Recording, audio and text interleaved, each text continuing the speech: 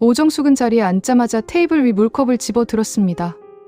그리고 망설임 없이 맞은편에 앉은 박명희의 얼굴에 그대로 쏟아부었어요. 정숙 씨, 재혁이가 우리 딸한테 한 짓이 뭔지 알아요? 지금 무슨 짓이에요? 내 딸이 새벽 3시에 울면서 친정으로 도망쳤어요. 신발도 제대로 못 신고. 그게 물을 끼얹을 이유가. 말로 하면 들어요? 명희 씨가? 박명희는 젖은 얼굴을 손으로 닦았습니다. 카페 안 사람들이 일제히 이쪽을 쳐다봤어요. 웨이터가 달려왔죠. 손님, 지금 무슨 일이세요? 괜찮아요. 잠깐 자리 좀 비켜줘요. 오정숙의 목소리는 낮았습니다. 하지만 그 낮음 속에 칼날이 들어있었어요. 웨이터가 머뭇거리다 물러났죠. 정숙 씨? 이러시면 안 되죠. 안 된다고요? 아무리 화가 나셔도 이건.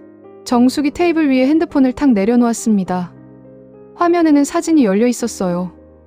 호텔 방. 남자의 얼굴. 선명했죠. 이게 뭔지 알아요? 박명희는 핸드폰을 내려다봤습니다. 표정이 굳었어요. 하지만 눈을 피하지는 않았죠. 증거가 있으신가요? 이게 채혁이가 맞다는. 얼굴이 나왔잖아요. 당신 아들 얼굴이. 요즘 합성이 얼마나 쉬운데요. 명희 씨! 정숙 씨? 저도 지금 놀랐어요. 근데 이렇게 흥분하시면 아무것도. 흥분이요? 정숙이 웃었습니다. 웃음이 더 무서웠어요. 내 딸이 3달 동안 혼자 이걸 알고 있었어요. 아무한테도 말도 못하고 그러다 새벽에 맨발로 뛰쳐나온 거예요. 그게 흥분할 일이 아니에요. 재혁이가 만난 여자 이름도 알아요. 최이슬. 회사 후배죠. 문자 3달치 사진도 있어요. 그래도 합성이에요? 박명희는 잠시 침묵했습니다. 창밖으로 강남거리가 보였어요. 차들이 지나갔죠. 세상은 아무렇지도 않게 돌아가고 있었습니다. 정숙 씨, 한 가지만 여쭤볼게요. 말해봐요. 서윤이가 완전히 잘못이 없다고 확신하세요? 카페 안의 공기가 달라졌어요. 정숙의 눈빛이 순간 흔들렸습니다. 그리고 다시 굳었죠. 그게 지금 무슨 말이에요? 부부 사이가 왜 이렇게 됐는지 그걸 먼저 봐야 한다는 거예요. 재혁이만의 잘못으로 몰아가기 전에. 몰아가요? 사진이 있는데. 재혁이도 뭔가 이유가 있었을 거예요. 부부 사이에 문제가 있었던 거겠죠. 서윤이도 아내로서. 명희 씨. 정숙이 핸드폰을 집어 들었습니다. 자리에서 일어섰어요. 목소리가 얼음장 같았죠. 지금 내 딸한테 잘못이 있다는 거예요? 그런 게 아니라. 재혁이 감싸려고 피해자한테 책임을 돌리는 거잖아요. 지금. 정숙 씨, 앉아서 얘기해요. 됐어요. 정숙은 지갑을 꺼내 테이블 위에 돈을 올려놓았습니다. 물에 젖은 테이블 위에 돈이 닿았어요. 물값이요. 그리고 카페를 나갔습니다. 박명희는 한동안 그 닫힌 문을 바라봤죠. 젖은 얼굴에서 물이 한 방울 턱끝으로 흘러내렸습니다. 그녀는 그것도 닦지 않았어요. 그냥 앉아 있었죠. 한참 후 박명희는 핸드폰을 꺼냈습니다. 아들에게 전화를 걸었어요. 재혁아, 엄마야, 너 지금 어디야? 이것은 한 가족이 무너지는 이야기가 아닙니다. 오히려 무너짐으로써 비로소 서로를 보게 되는 이야기예요. 집착이라는 이름의 사랑이 얼마나 깊이 사람을 옥죄는지, 그리고 그것을 내려놓는 일이 얼마나 처절하고 또 얼마나 아름다운지. 지금부터 그 이야기를 시작하겠습니다. 새벽 2시 47분이었어요. 서유는 목이 말랐습니다. 침대에서 일어나 거실로 나왔죠. 부엌에서 물 한 잔을 따르려다 멈췄어요. 소파 위에서 뭔가가 깜박이고 있었습니다. 작고 파란 불빛이었죠. 남편 핸드폰이었어요. 술을 마시고 들어온 재혁이 소파에 던져놓은 채 안방으로 들어간 것 같았습니다. 서유는 처음엔 그냥 지나치려 했어요. 충전기에 꽂아줘야겠다 싶어서 집어들었죠. 그런데 화면이 켜졌습니다. 잠금이 안 되어 있었어요. 카카오톡 알림이었습니다. 최이슬, 오늘 보고 싶었어. 자는 거야? 서유는 그 이름을 한동안 바라봤어요. 최이슬. 모르는 이름이었습니다. 저장된 이름 옆에 하트가 있었죠. 손가락이 저절로 움직였어요. 대화창을 눌렀습니다. 그리고 서유는 거기서 멈췄습니다. 멈출 수가 없었어요. 스크롤이 올라갔습니다. 석 달치 대화였죠. 호텔 이름, 날짜, 시간, 그리고 사진. 사진 속에 남편의 얼굴이 선명하게 나와 있었습니다. 웃고 있었어요. 서유는 그 웃음을 오래 바라봤습니다. 결혼 7년 동안 저 사람이 자신에게 저렇게 웃어준 적이 있었던가. 생각이 거기까지 닿자 눈물이 나오는 대신 이상하게도 웃음이 나왔어요. 소리 없는 웃음이었습니다. 그 웃음이 채 가시기도 전에 서유는 핸드폰을 소파 위에 던져버렸습니다. 안방문 너머에서 남편의 고른 숨소리가 들렸습니다. 세상 편하게 자고 있었죠. 서울 어딘가에서 술을 마시고 들어와서 핸드폰을 소파에 내던지고 지금 저렇게 자고 있었어요. 서유는 부엌으로 돌아가서 물을 한 잔 따랐습니다. 마셨어요. 목으로 넘어가는 느낌이 없었죠. 컵을 내려놓고 외투를 집어들었습니다. 핸드폰을 챙겼어요. 지갑도 챙겼죠. 그리고 현관문을 열었습니다. 새벽 3시에 아무 말도 없이 집을 나섰어요. 서울의 새벽은 이상하게 조용했습니다. 택시 안에서 서유는 창밖을 바라봤어요. 가로등 불빛이 빠르게 지나갔죠. 기사님이 한 번도 말을 걸지 않은 것이 다행이었습니다. 말을 걸었다면 아마 울었을 거예요. 그런데 이상하게도 눈물이 나오지 않았습니다. 배신감도 분노도 아직 실감이 나지 않았어요. 그냥 멍했죠. 마치 오래된 영화를 보는 것처럼 자신의 삶이 멀리서 보이는 것 같았습니다. 서윤이 택시에서 내린 곳은 마포구 친정집 앞이었어요. 새벽 3시 20분. 불빛 하나 없는 아파트 복도에 서서 서윤은 초인종 앞에 한참을 멈춰 섰습니다. 그냥 꿈이었으면 싶었죠. 하지만 새벽 공기는 차가웠고 손은 여전히 떨리고 있었습니다. 서윤은 눈을 한번 감았다가 뜨고 초인종을 눌렀어요. 30초가 지났습니다. 아무 소리도 없었어요. 한 번 더 눌렀죠. 그때 안에서 발소리가 들렸습니다. 누구야? 엄마, 나야. 문이 벌컥 열렸어요. 서윤아, 이 새벽에 왜 얼굴이 왜 그래? 서윤은 엄마 얼굴을 보자마자 그때서야 눈물이 터졌습니다. 소리도 없이 그냥 흘러내렸어요. 정숙은 아무 말 없이 딸의 손을 잡아 안으로 끌어들였죠. 거실 불을 켰습니다. 소파에 앉혔어요. 그냥 옆에 앉아서 딸의 등을 천천히 쓸어줬죠. 재혁이야? 서윤이 고개를 끄덕였습니다. 바람 핀 거야? 서윤이 다시 고개를 끄덕였어요. 정숙의 손이 잠깐 멈췄습니다. 그리고 다시 딸의 등을 쓸기 시작했죠. 그 손이 조금 더 세게 움직였어요. 증거 있어? 사진도 있어. 문자도 석 달치. 그 나쁜 놈이 엄마, 당장 이혼해. 내일 아침에. 엄마 지금은 그 얘기 하지 마. 그럼 뭘 해? 가만히 있어? 그냥 여기 있고 싶어, 오늘만. 정숙은 할 말을 꾹 삼켰습니다. 딸의 눈이 너무 지쳐 있었어요. 지금 당장 전쟁을 선포하고 싶었지만 그보다 먼저 딸이 쓰러질 것 같았죠. 알았어. 안방에서 자. 아버지는 서재에 보낼게. 서유는 안방 침대에 누웠습니다. 엄마 냄새가 나는 이불을 덮었어요. 그리고 처음으로 새벽부터 지금까지 한 번도 울지 못했던 것들이 한꺼번에 쏟아졌습니다. 소리 죽여 오래도록 울었어요. 거실에서 정숙은 혼자 앉아 있었습니다. 시계를 봤죠. 새벽 3시 40분이었어요.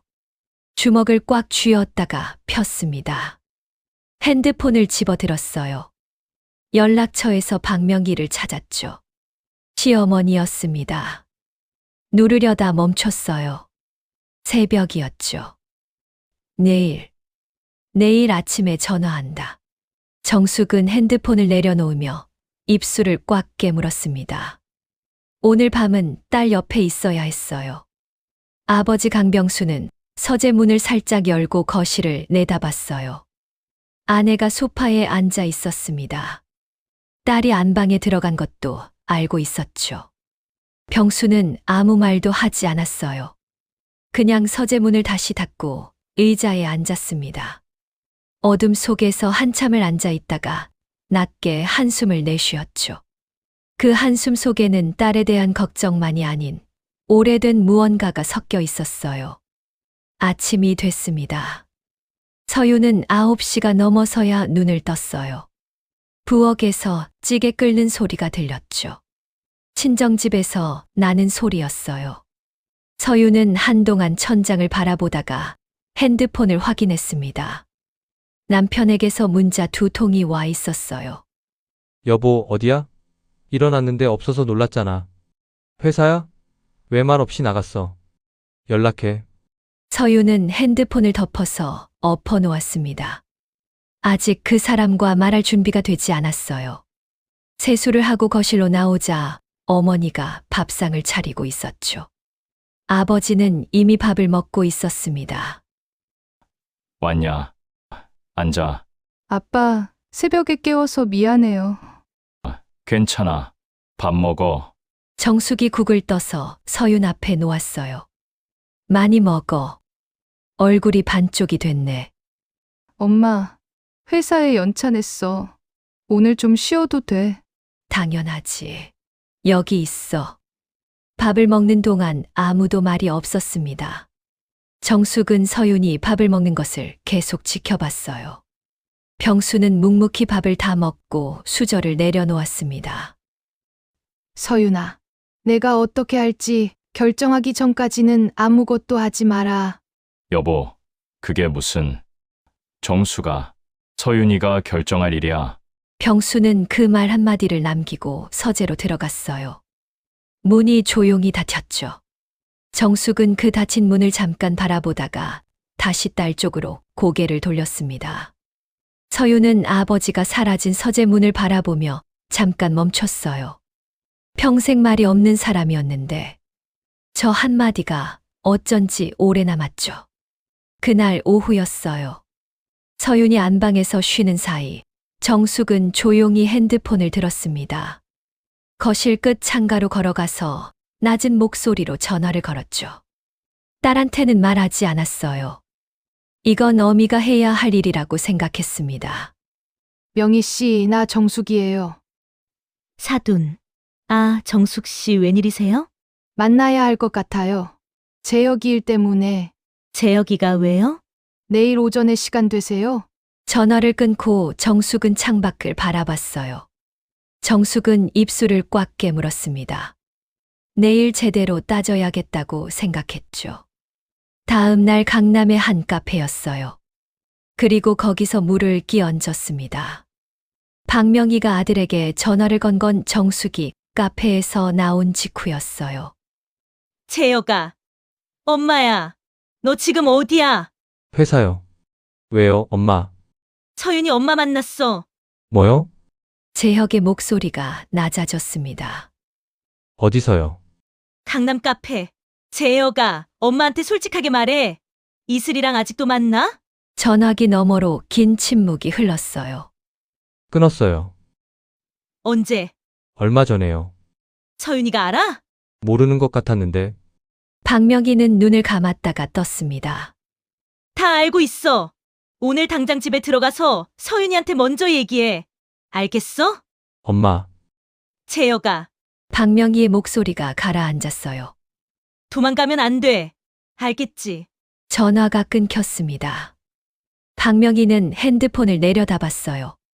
그녀는 천천히 걸음을 옮겼습니다. 강남 거리에 햇살이 쏟아지고 있었어요. 한편 정숙은 집으로 돌아오는 길에도 발걸음이 무거웠습니다. 분이 풀리지 않았어요. 그런데 이상하게도 명희의 마지막 말이 자꾸 걸렸죠. 서윤이가 완전히 잘못이 없다고 확신하세요? 정숙은 계단을 오르다 멈췄습니다. 그 말을 머릿속에서 밀어내려 했어요. 우리 딸은 피해자야. 그걸로 충분하다고 생각했죠. 그런데 그날 밤 잠자리에 누워서도 그 말이 자꾸 떠올랐습니다. 밀어내도 자꾸만 다시 들어왔어요. 마치 처음부터 거기 있었던 것처럼. 사흘이 지났어요. 서유는 친정에서 이틀을 묵다가 집으로 돌아갔습니다. 남편과는 눈도 마주치지 않았어요. 재혁은 조심스럽게 굴었죠. 아침에 먼저 일어나 커피를 내려놓고 출근했습니다. 퇴근하면 조용히 들어와 밥을 먹었어요. 말을 걸려다 번번이 포기했죠. 두 사람은 한 집 안에서 유령처럼 지냈습니다. 같은 공간에 있었지만 서로 다른 세계에 사는 것 같았어요.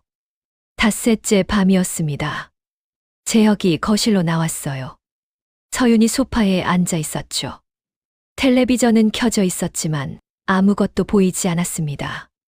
재혁은 맞은편 소파에 천천히 앉았어요. 두 손을 무릎 위에 올리고 고개를 숙였죠. 한동안 아무 말이 없었습니다. 서윤아, 나 할 말 있어. 서윤은 리모컨을 집어 들고 TV를 껐어요. 그리고 재혁을 바라봤습니다. 나 다른 여자 만났어. 알아. 알고 있었어? 닷새 전부터. 왜 말 안 했어? 내가 왜 먼저 말해야 해. 재혁은 입술을 달싹였어요. 할 말이 없었죠. 그냥 다시 고개를 숙였습니다. 미안해. 진심으로. 언제부터야. 석 달.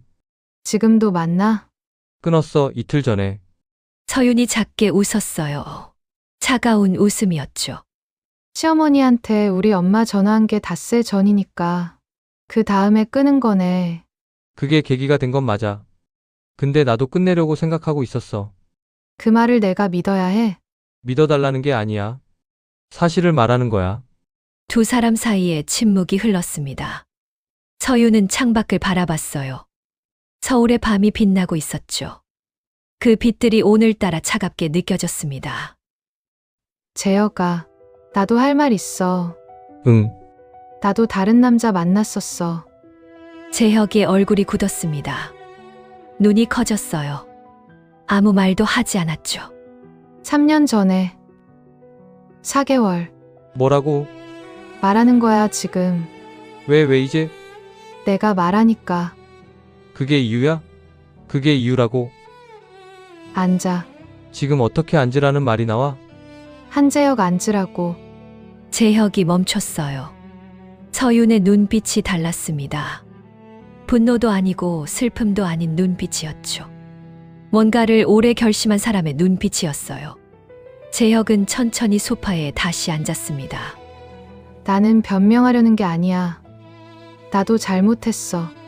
그건 알아. 근데 재혁아, 우리 지금 제대로 얘기해야 해. 너만 잘못한 거 아니고 나만 피해자인 것도 아니야.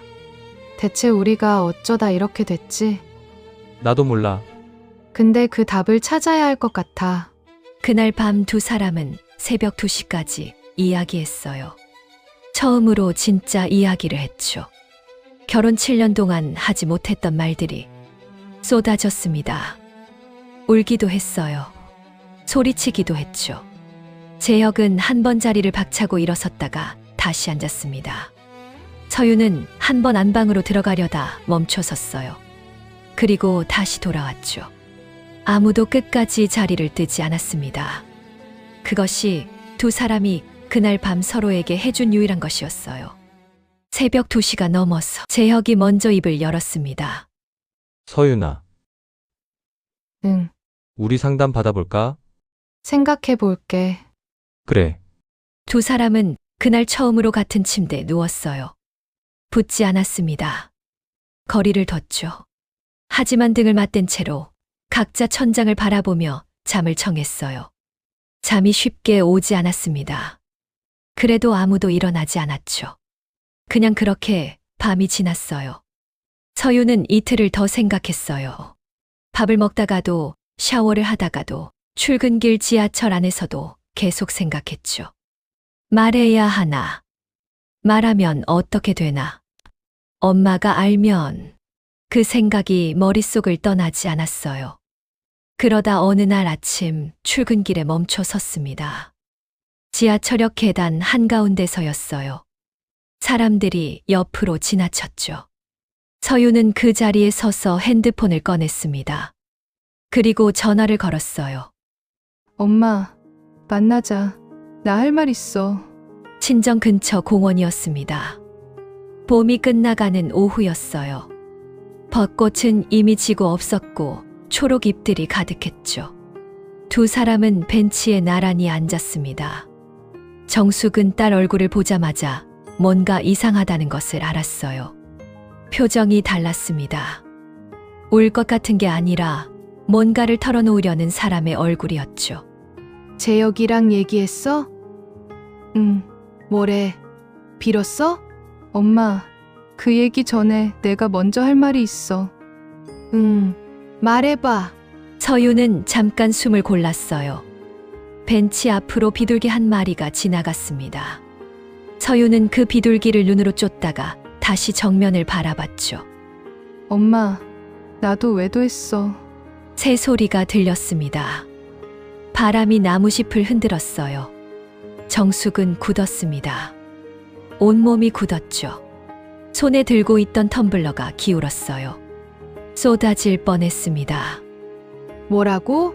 3년 전에 4개월 동안. 그게 무슨 말이야? 엄마, 앉아. 어떻게 앉아? 너 지금 무슨 소리 하는 거야? 남편 있는 여자가. 엄마, 정숙이 멈췄습니다. 서윤의 목소리가 평소와 달랐어요.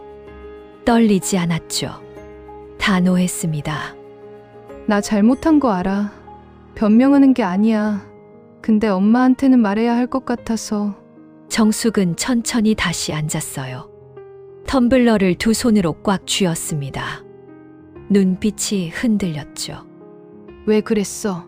대체 왜? 숨이 막혔어. 숨이 막혀? 결혼하고 나서 내가 누군지 모르겠더라고.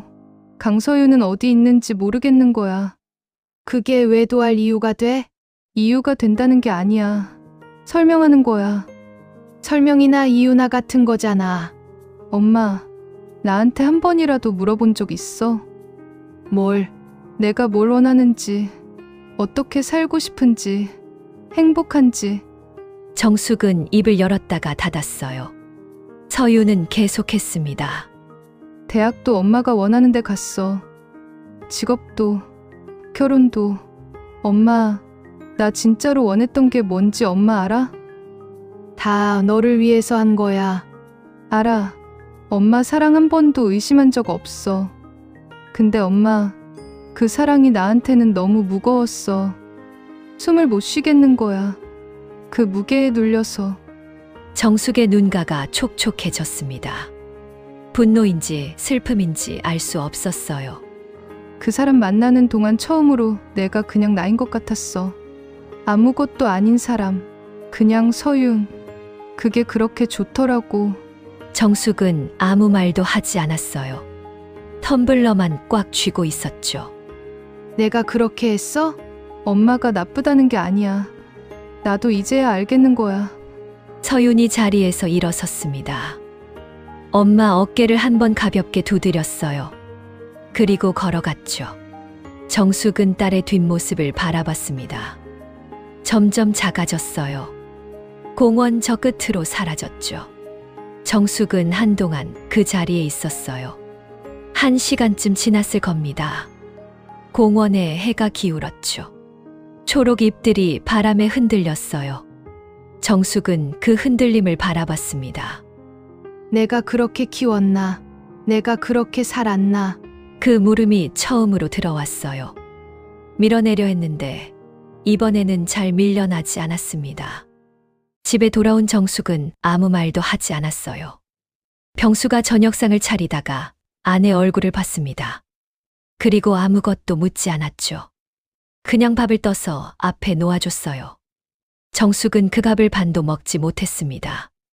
수저를 내려놓고 안방으로 들어갔어요. 병수는 혼자 상을 치웠습니다. 그리고 서재로 들어가 문을 닫았죠. 오래된 부부의 오래된 방식이었어요. 말 없이 서로의 무게를 알아채는 방식. 그날 밤 정숙은 오래 뒤척였습니다. 딸의 말이 자꾸 귓가를 맴돌았어요. 엄마 사랑이 너무 무거웠어. 그 말이 억울했습니다. 다 너를 위해서 한 건데. 그게 짐이었다고. 하지만 억울함이 가라앉자 그 자리에 다른 것이 올라왔어요.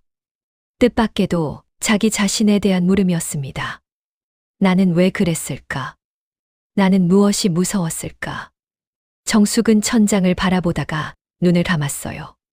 잠은 오지 않았죠. 새벽이 될 때까지. 강병수가 서윤에게 문자를 보낸 건 그로부터 사흘 뒤였어요.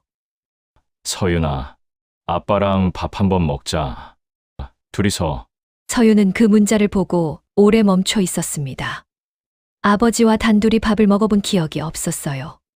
평생 동안 항상 엄마가 있었고 밥상 위엔 엄마의 목소리가 가득했죠. 아버지는 그 목소리들 사이에서 밥을 먹고 조용히 수저를 내려놓고 서재로 들어가는 사람이었어요. 그런 사람이 둘이서 밥을 먹자고 했습니다. 서윤은 답장을 보냈어요. 응. 언제요? 동네 설렁탕 집이었습니다. 점심시간이 막 지난 오후였어요.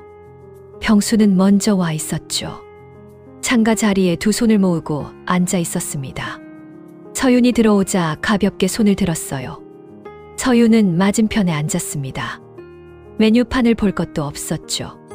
설렁탕 시켜도 돼? 네. 설렁탕 두 그릇이 나왔어요. 두 사람은 소금을 넣고 파를 넣으며 잠시 아무 말도 하지 않았습니다. 숟가락이 그릇에 닿는 소리만 들렸어요. 식당 안 다른 손님들의 웅성거림이 멀게 느껴졌죠. 서윤아, 아빠가 한 가지 물어볼게. 네. 지금 행복하냐? 서윤은 숟가락을 내려놓았습니다. 그 질문이 이상하게 가슴을 쳤어요. 단순한 네 글자였는데 어쩐지 오래 걸렸죠. 아빠, 그걸 한 번도 안 물어봤잖아요. 알아. 그래서 지금 묻는 거야. 모르겠어요. 지금은 병수는 국물을 한 모금 마셨어요. 그리고 잠시 창밖을 바라봤습니다. 골목길에 고양이 한 마리가 지나가고 있었죠. 서윤아, 아빠도 너한테 할 말이 있어. 뭔데요? 아빠도 30년 전에 비슷한 일이 있었어. 서윤은 숟가락을 든 채로 굳었습니다. 국물에서 김이 올라왔어요. 그 김이 천천히 흩어지는 것을 서윤은 멍하니 바라봤죠. 아빠, 결혼 5년 차에 짧게. 내 엄마는 몰라. 지금도. 아빠, 그걸 왜 갑자기... 내가 왜 그랬는지 아빠는 알 것 같아서. 그때 아빠도 똑같았거든. 서윤은 말을 잃었어요. 병수는 시선을 그릇으로 내리깔지 않았습니다. 딸을 똑바로 바라봤죠. 숨이 막혔어. 아빠도. 엄마가 짜놓은 틀 안에서 아빠가 누군지 모르겠더라고. 그때 만난 사람이 처음으로 나를 그냥 나로 봐주는 것 같았어. 아빠, 후회해. 지금도 잘못한 거 알아. 근데 서윤아, 아빠가 하고 싶은 말은 그게 아니야. 그럼요. 그 공허함을 다른 사람으로 채우려 한 거야. 근데 그건 절대 안 채워지더라고. 밑 빠진 독이야. 퍼도 그대로야. 서윤은 눈물이 차오르는 걸 느꼈어요. 참으려 했는데 잘 안 됐지. 그럼 어떻게 해야 해요? 내 안을 봐야 해. 재혁이 잘못도 아니고 엄마 탓도 아니야. 왜 그 공허함이 생겼는지 거기서부터 봐야 해. 아빠는 어떻게 했어요? 절에 갔어. 절요? 강원도 깊은 산 속에 혼자 3일 동안 아무것도 안 하고 그냥 앉아 있었어. 그래서요? 처음 이틀은 아무것도 안 일어났어. 그냥 다리만 저리고 모기만 물리고. 서윤이 피식 웃었어요. 병수도 잠깐 웃었죠. 근데 셋째 날 새벽에 그냥 울었어. 이유도 모르게. 한참 울고 나서 알았어.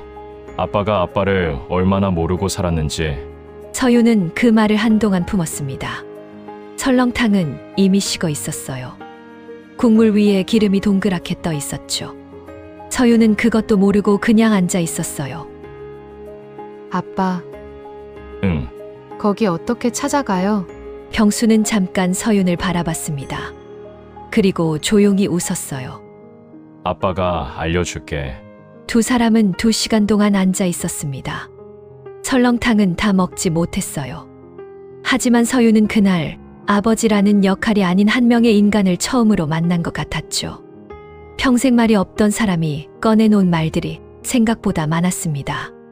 그리고 생각보다 따뜻했어요. 식당을 나서며 병수가 서윤의 어깨에 잠깐 손을 올렸습니다. 바로 내렸어요. 아버지답게, 짧게. 하지만 서윤은 그 짧은 온기를 오래 느꼈죠. 골목을 걸으며 뒤를 한번 돌아봤어요. 아버지가 반대편 골목으로 사라지고 있었습니다. 구부정한 뒷모습이었죠. 그런데 어쩐지 그 뒷모습이 오늘따라 달라 보였어요. 무겁지 않았습니다. 오래된 짐을 하나 내려놓은 사람처럼 조금 가벼워 보였죠. 서유는 한참을 그 자리에 서 있다가 걸음을 옮겼어요. 핸드폰을 꺼내 검색창을 열었습니다. 강원도 산속절. 손가락이 움직였죠. 그날 저녁이었어요. 병수는 집으로 돌아와 거실 소파에 앉았습니다. 정숙이 부엌에서 저녁을 준비하고 있었죠. 도마 소리가 규칙적으로 들렸어요. 병수는 그 소리를 들으며 한동안 앉아 있었습니다. 오래 결심한 것이 있었어요. 오늘 딸에게 말했으니까 이제 아내에게도 말해야 했죠. 35년을 함께 살았습니다. 35년 동안 숨겨온 것이었어요. 오늘이 아니면 영원히 못할 것 같았습니다. 정수가 응, 잠깐만. 찌개 불 줄이고. 정숙이 부엌에서 나왔어요. 남편 얼굴을 보다가 멈췄죠. 왜 그래? 무슨 일 있어? 앉아봐. 왜? 무서운 소리 할 거야? 응. 정숙이 소파에 천천히 앉았어요. 병수도 맞은편에 앉았습니다. 두 손을 무릎 위에 올렸죠. 그리고 아내의 눈을 똑바로 봤어요. 정수가 나 결혼 5년 차에 다른 여자 만난 적 있어. 정숙은 아무 말도 하지 않았습니다. 눈만 깜빡였죠. 병수는 시선을 내리깔지 않았어요. 아내의 눈을 똑바로 봤습니다. 지금 뭐라고 했어? 들은 대로야. 30년 동안? 응. 30년 동안 나 몰래? 응. 정숙이 일어섰습니다. 손이 떨렸어요. 앞치마 끈을 두 손으로 꽉 쥐었죠. 왜 이제 말해? 왜? 30년이야 30년. 내가 그 옆에서 30년을 살았잖아. 알아. 미안해. 미안해. 그게 다야? 정숙의 눈에서 눈물이 터졌습니다. 분노와 슬픔이 한꺼번에 쏟아졌어요. 나는 지금 딸한테 배신당한 것도 힘든데 당신까지. 이 집에서 나만 몰랐던 거야? 나만, 딸도 알고 당신도 알고 나만 바보같이 모르고 살았던 거야? 서윤이는 몰라. 오늘 내가 처음 말했어.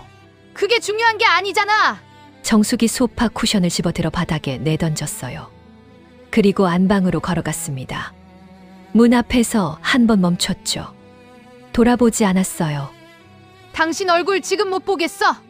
문이 쾅 닫혔습니다. 병수는 거실에 혼자 남았어요. 닫힌 문을 오래 바라봤죠. 그는 알고 있었습니다. 오늘 정숙이 받은 상처가 얼마나 깊은지. 하지만 동시에 알고 있었어요. 이 균열이 없으면 아무것도 바뀌지 않는다는 것도. 깨지지 않은 것은 새로 만들어질 수 없다는 것도. 안방에서 정숙은 침대에 엎드렸습니다. 크게 울었어요. 소리도 참지 않았죠. 딸의 배신, 남편의 비밀, 그리고 무엇보다 30년 동안 아무것도 몰랐던 자신이 너무나 한심하고 쓸쓸했습니다. 그런데 한참을 울다가 이상한 생각이 들었어요. 영희가 했던 말, 서윤이 했던 말, 그리고 이제 병수의 말. 세 사람이 같은 말을 하고 있었죠. 숨이 막혔어. 정숙은 울음을 멈추고 천장을 바라봤습니다. 숨이 막혔다고. 내 옆에서, 내 곁에서 세 사람이 숨이 막혔다고 했어요. 그 말이 이번엔 억울하지 않았습니다. 그냥 무거웠죠. 새벽이 됐어요. 정숙은 부엌으로 나왔습니다. 병수가 거실 소파에 앉아 있었어요. 잠을 자지 않은 것 같았죠. 두 사람은 처음엔 아무 말도 하지 않았습니다. 정숙이 보리차를 2잔 끓였어요. 하나를 병수 앞에 놓았죠. 그리고 맞은편에 앉았습니다. 용서할 수 있을지 모르겠어. 알아. 근데 응. 당신이 왜 그랬는지는 알 것 같아. 병수는 아무 말도 하지 않았어요. 정숙이 차를 한 모금 마셨습니다. 나도 엄마한테 그렇게 자랐거든. 원하는 거 물어봐 준 사람이 없었어. 대대로 그렇게 하는 줄 알았어. 근데 그게 잘못된 거였나 봐. 병수가 천천히 고개를 끄덕였습니다. 두 사람은 새벽 내내 이야기했어요. 결혼 35년 만에 처음으로 하는 진짜 이야기였습니다. 차가 식도록, 창밖이 밝아오도록. 그렇게 밤이 지났죠. 서유는 금요일 새벽 첫 버스를 탔어요. 재혁에게는 문자 한 통을 남겼습니다. 혼자 좀 있다 올게. 연락은 나중에 할게. 엄마한테도 아빠한테도 말하지 않았어요. 그냥 혼자 가야 했습니다. 36살, 생애 처음으로 혼자 하는 여행이었죠. 캐리어도 없었어요. 작은 배낭 하나였습니다. 그것도 어색했죠. 이런 걸 챙겨본 적이 없었으니까요. 버스가 서울을 벗어났어요. 건물들이 사라지고 산이 가까워졌습니다. 창밖으로 새벽 안개가 깔린 들판이 지나갔어요. 서유는 이어폰도 꽂지 않았습니다. 그냥 창밖을 바라봤죠. 아무 생각도 하지 않으려 했는데 이상하게 아무 생각도 안 됐어요. 그냥 멍했습니다. 그 멍함이 나쁘지 않았죠. 버스에서 내리자 차가운 공기가 얼굴을 감쌌어요. 서울의 공기와 달랐습니다. 더 투명했죠. 폐 깊은 곳까지 들어오는 것 같았어요. 서유는 잠깐 그 자리에 서서 숨을 한 번 크게 들이쉬었습니다. 아버지가 알려준 대로 산길을 걸었어요. 10분쯤 걸었을까요? 작은 절이 나왔습니다. 기대했던 것보다 훨씬 작았어요. 웅장하지 않았죠. 그냥 산속에 조용히 앉아있는 절이었습니다. 마당에서 노스님이 빗자루질을 하고 있었어요. 작은 체구의 흰 눈썹이 인상적인 분이었죠. 서유는 고개를 숙였습니다. 스님, 안녕하세요. 며칠 머물 수 있을까요? 누가 보냈어? 아버지가 오신 적 있다고 해서요. 강병수라고. 병수 씨 딸이구만. 스님이 빗자루질을 멈추고 서윤을 바라봤어요. 눈빛이 따뜻했습니다. 판단도 없고 질문도 없었죠. 어서 오시게. 방을 하나 배정받았습니다. 작은 방이었어요. 창문 너머로 산이 보였죠. 이불 하나, 작은 탁자 하나. 그게 전부였어요. 서유는 방 한가운데 앉아서 배낭을 내려놓았습니다. 그리고 핸드폰을 꺼냈어요. 재혁에게서 답장이 와 있었죠. 알겠어. 잘 다녀와. 엄마에게서도 문자가 왔습니다. 어디야? 밥은 먹었어. 서유는 두 문자를 읽고 핸드폰을 한동안 바라봤어요. 그리고 전원을 껐습니다. 딸깍 하는 소리가 방 안에 울렸죠. 이상하게 그 소리가 시원했어요. 첫날은 그냥 지나갔습니다. 공양 시간에 밥을 먹고 마당을 걷고 방에 앉아 있었어요. 아무것도 하지 않는다는 게 이렇게 어색한 일인지 몰랐습니다. 자꾸 핸드폰을 찾게 됐어요. 꺼놓은 걸 알면서도 손이 배낭으로 갔죠. 서유는 그 손을 무릎 위에 올려놓고 억지로 앉아 있었습니다. 이튿날 새벽이었어요. 잠이 오지 않아 마당으로 나왔습니다. 달이 밝았죠. 법당 안에서 목탁 소리가 들렸어요. 그 소리가 산속으로 퍼져나갔습니다. 서유는 마당 한쪽 돌 위에 앉았어요. 아무것도 하지 않았습니다. 목탁 소리가 계속됐죠. 그러자 올라왔어요. 억눌러왔던 것들이 올라왔습니다. 어릴 때 하고 싶었던 일, 한 번도 꺼내지 못했던 말들, 울지 못했던 날들, 엄마 앞에서 완벽한 딸이어야 했던 날들, 남편 앞에서 좋은 아내여야 했던 날들, 회사에서 유능한 팀장이어야 했던 날들, 그 모든 날들이 한꺼번에 올라왔어요. 파도처럼. 서유는 막으려다가 놔뒀습니다. 막을 수가 없었어요. 눈물이 났어요. 달빛 아래서 목탁 소리와 함께 오래도록 울었습니다. 얼마나 지났을까요? 이상하게 가벼웠습니다. 몸이 가벼운 게 아니라 어딘가 안쪽이 가벼웠죠. 서유는 달을 바라봤어요. 달은 아무 말도 하지 않았습니다. 그냥 빛나고 있었죠. 다음 날 아침이었어요. 공양을 마치고 마당으로 나오다가 스님과 마주쳤습니다. 어젯밤에 울었구만. 보셨어요? 봤지? 잘 울었소. 잘 울었다고요? 눈물이 흐르고 나면 눈이 맑아지니까 울어야 보이는 것들이 있어. 스님이 걸음을 옮겼어요. 서윤이 따라 걸었습니다. 절 뒤편 산길이었죠.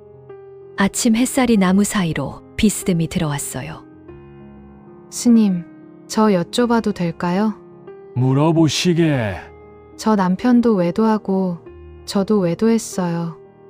이혼을 해야 할지 모르겠어요. 그게 진짜 질문이요? 네, 이혼이냐 동거냐? 그게 진짜 물음이요? 그럼 뭐가 진짜 질문이에요? 왜 외도를 했소? 숨이 막혀서요. 그건 설명이지 이유가 아니요. 왜 숨이 막혔소? 자신을 잃어버려서요. 자신을 잃어버린 건 누구 때문이요? 서윤은 잠깐 망설였어요. 엄마요. 아니, 남편이요. 아니, 자신이 자신을 놓아버린 거요. 서윤이 멈췄습니다. 스님은 멈추지 않고 걸었어요. 아무도 빼앗아 간 게 아니오. 자기가 자기를 내준 거요.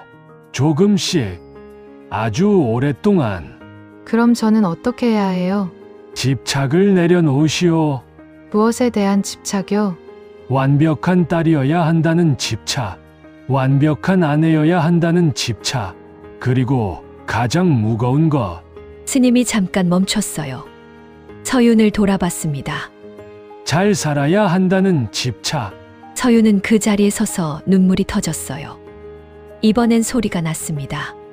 산길 한가운데서 아침 햇살 아래서 대성통곡은 아니었지만 참지 않았어요. 잘 살아야 한다는 집착. 그 말이 폭탄처럼 터졌죠. 36 대동안 자신을 짓누르던 것의 이름을 비로소 알게 된 순간이었습니다. 완벽해야 한다. 실수하면 안 된다. 기대를 저버리면 안 된다. 그 집착이 그녀를 숨막히게 했고 그 숨막힘이 탈출을 불렀으며 그 탈출이 지금의 이 모든 것을 만들었어요. 그런데 이상하게도 그것을 알게 되자 슬픔보다 먼저 가벼움이 왔습니다. 스님은 서윤이 울도록 내버려뒀어요. 옆에서 그냥 기다렸죠. 서두르지 않았습니다. 산새 한 마리가 나뭇가지에 앉았다가 날아갔어요. 스님은 그 새를 눈으로 쫓았습니다. 서윤의 울음이 멎었어요. 스님, 응, 내려놓으면 어떻게 돼요? 보이요. 뭐가요? 원래 있던 것들이 스님이 다시 걸음을 옮겼어요. 서윤도 따라 걸었습니다. 두 사람은 한동안 말없이 산길을 걸었죠. 바람이 불었어요. 나무십들이 흔들렸습니다. 서윤은 그 흔들림을 바라보다가 처음으로 그것이 아름답다고 느꼈어요. 사흘째 되는 날 서윤은 절을 떠났습니다. 배낭을 메고 마당으로 나오자 스님이 또 빗자루질을 하고 있었어요. 서윤은 고개를 깊이 숙였습니다. 스님, 감사했어요. 또 오시게. 네, 서울 가서도 가끔 앉아 있어요. 아무것도 안 하고 그것만 해도 돼요. 서윤은 웃었습니다. 절을 나서며 한 번 돌아봤어요. 스님은 이미 빗자루질을 계속하고 있었죠. 작은 절이 산 안에 고요히 앉아 있었습니다. 서윤은 오래 바라봤어요. 그리고 걸음을 옮겼습니다. 서윤이 서울로 돌아온 건 일요일 저녁이었어요. 버스에서 내려 핸드폰을 켰습니다. 수십 개의 알림이 쏟아졌죠. 재혁, 엄마, 아빠, 직장 동료. 세상은 그녀 없이도 바쁘게 돌아가고 있었어요. 그런데 이상했습니다. 그 숱한 알림들이 더 이상 무섭지 않았어요. 그냥 알림이었습니다. 답해야 할 것들이었죠. 그것뿐이었어요. 집에 들어오자 재혁이 거실에 앉아 있었습니다. 서윤을 보자 일어섰어요. 왔어? 응. 밥 먹었어? 버스에서 김밥 먹었어. 어색했습니다. 하지만 예전의 어색함과 달랐어요. 차갑지 않았죠. 그냥 서툰 어색함이었습니다. 서윤은 배낭을 내려놓고 부엌으로 들어갔어요. 냉장고를 열었죠. 된장찌개 재료가 있었습니다. 서윤은 앞치마를 꺼내 둘렀어요. 뭐해? 된장찌개 끓이려고. 내가 할게. 괜찮아. 나 하고 싶어. 재혁은 아무 말도 하지 않았어요. 서윤이 냄비를 올리고 재료를 다듬었죠. 도마 소리가 났어요. 부엌에 된장 냄새가 퍼졌습니다. 재혁은 그 모습을 바라봤어요. 아무 말도 하지 않았죠. 하지만 보고 있었습니다. 된장찌개가 끓었어요. 두 사람이 식탁에 앉았습니다. 찌개에서 김이 올라왔죠. 재혁아, 응, 나 이혼하자는 게 아니야. 응. 근데 지금 이대로 유지하는 것도 아니야. 억지로 사는 척하기 싫어. 그럼 다시 시작하고 싶어. 다시 시작? 우리 둘 다 잘못했어. 그 위에서 아무것도 없는 척하면서 살기 싫다고. 근데 그렇다고 끊고 싶은 것도 아니야. 재혁이 천천히 고개를 들었어요. 처음부터 다시 만나자는 거야? 응. 서로 알아가면서 연애할 때처럼. 나 그게 될까? 모르겠어. 근데 해보고 싶어. 재혁은 오래 침묵했습니다. 찌개가 보글보글 끓었어요. 그 소리가 두 사람 사이를 채웠죠. 나도. 두 사람은 말없이 밥을 먹었습니다. 찌개는 맛있었어요. 서윤이 직접 끓인 찌개가 이렇게 맛있었나 재혁은 생각했죠. 아니면 오늘따라 그렇게 느껴지는 건지도 몰랐어요. 다음 날 오전이었습니다. 서윤은 친정에 갔어요. 어머니가 화단에 물을 주고 있었죠. 서윤을 보자 물뿌리개를 내려놓았습니다. 왔어. 응, 엄마. 응. 아빠한테 들었어? 응. 정숙은 잠깐 서윤을 바라봤어요. 그리고 화단 옆 작은 의자를 하나 끌어당겨 앉았습니다. 서윤도 옆에 쪼그려 앉았죠. 서윤아, 엄마가 미안해. 엄마, 그 공원에서 내가 한 말 계속 생각했어. 엄마가 너한테 원하는 것만 했지. 내가 뭘 원하는지는 몰랐다고. 맞는 말이야. 엄마가 나쁜 게 아니야. 알아. 근데 미안한 건 미안한 거야. 정숙이 서윤의 손을 잡았어요. 손이 거칠었습니다. 평생이란 손이었죠. 엄마도 그렇게 자랐거든. 내 엄마도 나한테 뭘 원하냐고 물어본 적 없었어. 그냥 대대로 그런 줄 알았어. 근데 그게 잘못된 거였나 봐. 엄마. 응, 우리 다시 해보자. 엄마가 뭘 원하는지 나도 이제 물어볼게. 엄마가 원하는 게 뭔지 엄마도 잘 모르겠다. 서윤이 웃었어요. 그럼 같이 찾아보면 되지. 정숙도 웃었습니다. 어색한 웃음이었어요. 하지만 진짜 웃음이었죠. 앨범 속 사진의 웃음과 달랐습니다. 안도가 아니라 온기가 담긴 웃음이었어요. 화단의 꽃들이 바람에 흔들렸습니다. 두 사람은 한동안 그냥 앉아 있었어요. 아무 말도 하지 않았죠. 그래도 괜찮았습니다. 그날 저녁 강병수는 거실에 혼자 앉아 있었어요.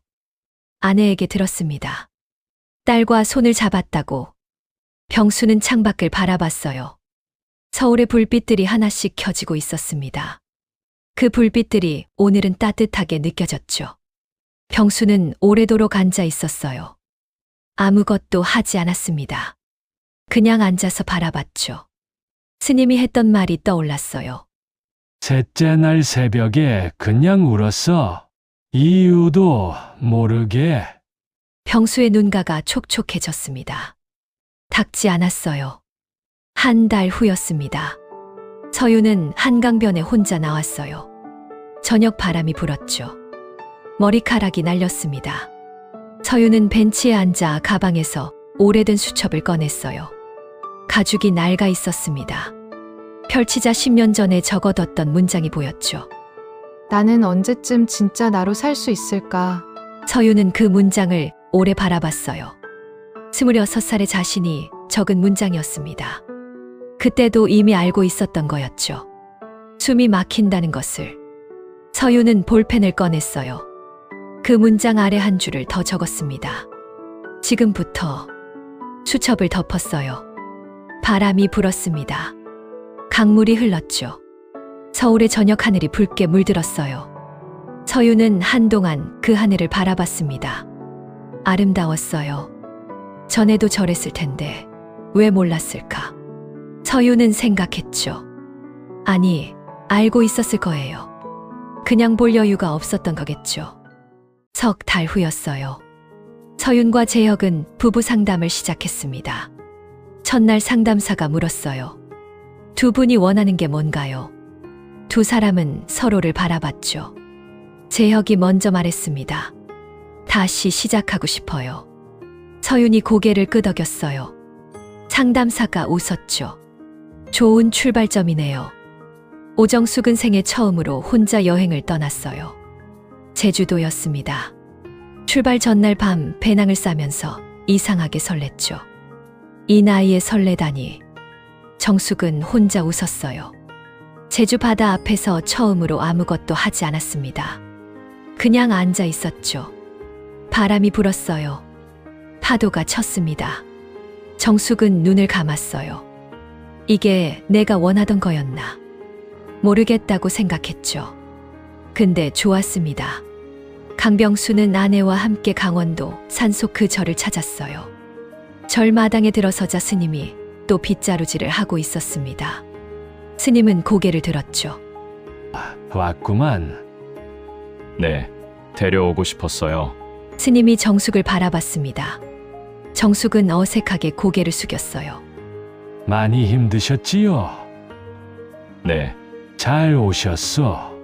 여기 오면 내려놓을 수 있어. 정숙은 그 말에 고개를 끄덕였습니다. 눈물이 한 방울 흘러내렸어요. 마당의 낙엽 위로 떨어졌죠. 병수가 아내의 손을 잡았습니다. 정숙은 그 손을 뿌리치지 않았어요. 그냥 쥐고 있었죠. 완벽한 해결은 없었습니다. 모든 것이 용서되거나 모든 상처가 아문 것도 아니었어요. 하지만 이 가족은 처음으로 서로를 보기 시작했죠.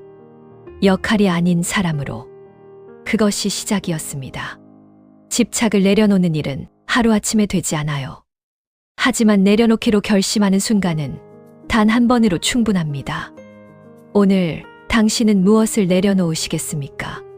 긴 시간 함께 해주셔서 감사드립니다. 구독, 좋아요도 꼭 부탁드릴게요.